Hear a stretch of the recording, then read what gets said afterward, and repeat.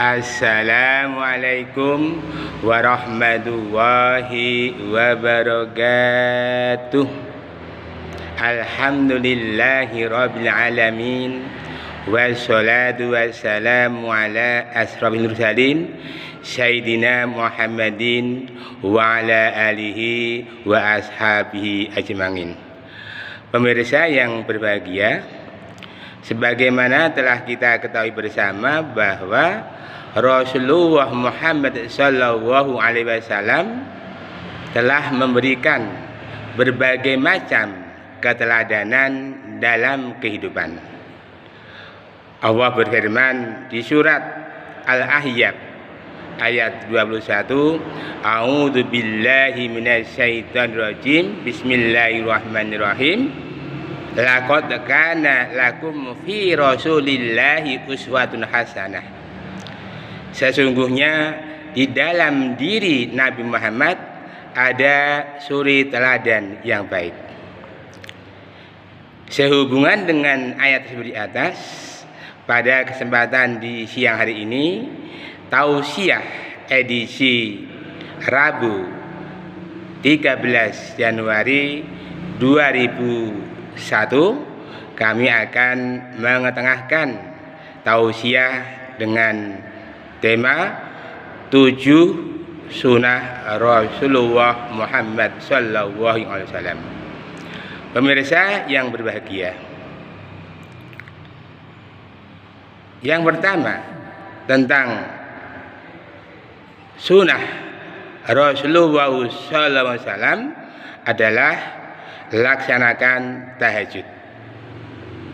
Kita tahu bahwa orang yang terbiasa melaksanakan sholat tahajud, insya Allah ketika dia punya cita-cita, harapan dan terwujud, maka laksanakan tahajud. Karena di sepertiga malam terakhir ketika kita melaksanakan sholat tahajud, kita mohon kepada Allah Subhanahu wa ta'ala, doanya dikabulkan. Ketika kita mohon ampun kepada Allah, dosanya diampuni. Dan yang tidak kalah pentingnya adalah kita akan mendapatkan kedudukan yang sangat mulia di sisi Allah Subhanahu wa ta'ala.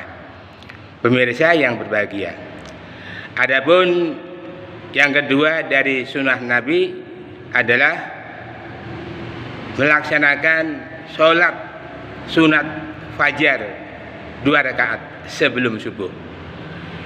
Kita tahu bahwa dengan melaksanakan sholat sunat 2 rakaat fajar sebelum subuh, pahalanya lebih baik daripada dunia seisinya. Untuk itu jangan sampai lupa, sebelum kita melaksanakan sholat subuh secara berjamaah, kita berusaha untuk bisa melaksanakan sholat 2 rakaat fajar. Pemirsa yang dirahmati Allah Subhanahu wa ta'ala, adapun yang ketiga dari sunnah Rasulullah adalah sehabis subuh kita disuruh untuk membaca Al-Quran. Karena apa? Dengan membaca Al-Quran, Allah akan memberikan rahmatnya. Allah berfirman di surat Al-A'raf ayat 204, wa idza quri'al qur'ana fastami'u lahu wa ansitu la'allakum turhamun. Dan ketika dibacakan Al-Quran, maka dengarkan dan perhatikan, semoga kamu mendapat rahmat dari Allah Subhanahu wa ta'ala. Agar kita terbiasa untuk bisa membaca Al-Quran, kita memiliki target. Usahakan sebelum 40 hari kita khatam, hingga ada program one day one juz, 1 hari 1 juz. Sehingga bagi orang yang senantiasa membaca Al-Quran, maka besok di hari kiamat Al-Quran akan memberikan syafaat bagi yang membaca. Pemirsa yang dimuliakan Allah Subhanahu wa taala. Adapun sunnah yang keempat dari Rasulullah adalah kita disuruh untuk infak atau sedekah. Ketika kita bisa sedekah atau infak setiap hari, maka apa yang kita infakkan, kita sedekahkan, maka Allah akan menggantinya. Ketika kita sedekah dengan harta, Allah mengganti dengan kekayaan. Ketika kita sedekah dengan ilmu, Allah mengganti dengan kepandaian. Ketika kita sedekah dengan jasmani, Allah akan mengganti kita dengan kesehatan. Dan ketika kita sedekah dengan senyum, maka Allah akan mengganti dengan awet muda. Untuk itu, biasakanlah setiap hari untuk sedekah, boleh secara terang-terangan maupun secara sembunyi.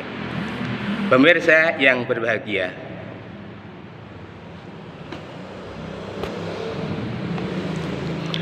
adapun sunnah yang ke-5 adalah kita disuruh untuk membiasakan diri sholat duha. Karena apa? Sholat duha adalah sebagai pengganti sedekah terhadap ruas tubuh yang kita miliki yang jumlahnya 360. Untuk itu, dengan melaksanakan sholat duha 2 rakaat, maka gugurlah kita sedekah terhadap 360 ruas yang kita miliki. Kalau kita ingin dimudahkan rizkinya pada hari itu, kita bisa melaksanakan sholat duha 6 rakaat. Kalau kita ingin dicatat sebagai orang yang ahli ibadah, kita bisa sholat duha sebanyak 4 rakaat. Kalau kita ingin dicatat sebagai calon penghuni surga, kita disuruh untuk sholat duha sebanyak 8 rakaat. Karena di dalam doa sholat duha, Allahumma in kana rizki fis samai fa'anjilhu, wa in kana fil ardi fahrijhu, wa in kana musiran fayasirhu, wa in kana haraman fatahirhu, wa in kana bangidan faqaribhu. Ya Allah, jika rezeki itu datangnya dari langit, maka turunkanlah. Ya Allah, jika rezeki itu dari bumi, maka keluarkanlah. Ya Allah, jika rezeki itu susah, maka mudahkanlah. Ya Allah, jika rezeki itu kotor, maka bersihkanlah. Ya Allah, jika rezeki itu jauh, maka dekatkanlah. Sehingga kalau kita sudah terbiasa melaksanakan sholat duha, insya Allah rezeki kita, kebutuhan kita pada hari itu dijamin oleh Allah Subhanahu wa taala. Pemirsa yang berbahagia, adapun sunnah Nabi yang ke-6 adalah kita disuruh untuk istighfar setiap saat. Kita tahu bahwa sebagai manusia, sengaja atau enggak sengaja, sadar atau enggak sadar, kita senantiasa berbuat salah, baik itu kepada manusia atau kepada Allah Subhanahu wa taala. Ketika kita salah dengan sesama manusia, maka kita perlu mohon maaf kepada saudara kita. Tapi kalau kita berdosa pada Allah Subhanahu wa taala, marilah kita memperbanyak istighfar. Astaghfirullah, astaghfirullahaladzim, astaghfirullahaladzim alladzi la ilaha illa huwal hayyul qayyum wa atubu ilaih. Rasulullah memberi contoh bahwa dalam sehari semalam Rasulullah membaca istighfar setidaknya adalah 100 kali. Pemirsa yang dirahmati Allah Subhanahu wa taala. Adapun sunnah yang terakhir atau yang ke-7 adalah senantiasa menjaga wudu. Kita tahu bahwa menjaga kebersihan adalah sebagian daripada iman. An-nadzafatu minal iman. Kebersihan adalah cabang daripada iman. Untuk itu, agar kita senantiasa bersih, maka kita tidak ada jalan lain kecuali ketika kita masuk ke kamar mandi, apakah BAB, apakah BAK, apakah mandi, kita terus wudu sehingga kita benar-benar bisa menggantung wudu. Allah Subhanahu wa taala berfirman di surat Al-Baqarah ayat 222, "Innallaha yuhibbut tawwabina wa yuhibbul mutatahhirin." Sesungguhnya Allah mencintai orang-orang yang bertaubat dan mensucikan diri. Untuk itu 7 sunnah Nabi yang sudah dicontohkan oleh Rasulullah SAW ini malah kita tunaikan, kita amalkan. Yang penting kita istiqomah, kita pertahankan sampai akhir hayat. Demikian tausiah pada siang hari ini, mudah-mudahan bermanfaat, dan kita berdoa mudah-mudahan kita semua dimudahkan dapat berkumpul bersama keluarga di jannah. Allahumma amin. Wabillahi taufiq wal hidayah. Akhirul kalam. Wassalamualaikum warahmatullahi wabarakatuh.